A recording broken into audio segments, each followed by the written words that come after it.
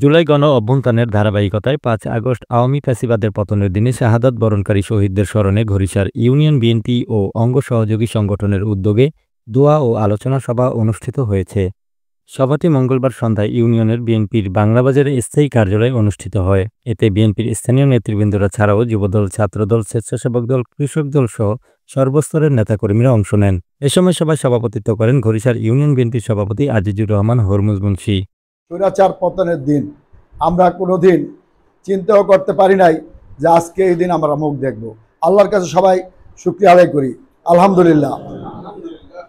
আজকে আমরা যে স্বাধীনতা পেয়েছি, স্বাধীনতা পাওয়া সহজ, স্বাধীনতা রক্ষা করা কঠিন।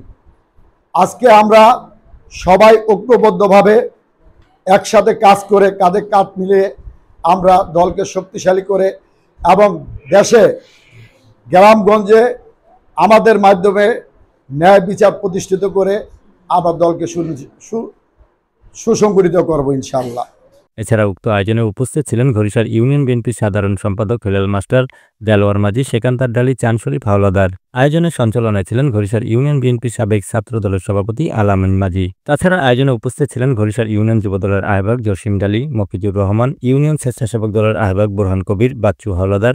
দিয়ে সব ঘেরাও করা, যে আসে তাকে পাখির মতো গুলি করে মেরে ফেলে, হেলিকপ্টার থেকে গুলি করে। এই স্বাধীনতা আসতে যে এত কষ্ট হয়েছে সেটা যারা না দেখছেন তারা বলতে পারবেন না।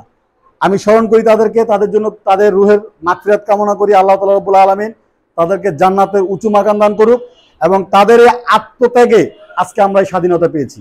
বাদশাহ জালাল হাওলাদার, হারুন খান, জামাল খান, রাজ্জাক মালত সহ অন্যান্য নেতৃবৃন্দরা এই সময় উপস্থিত ছিলেন।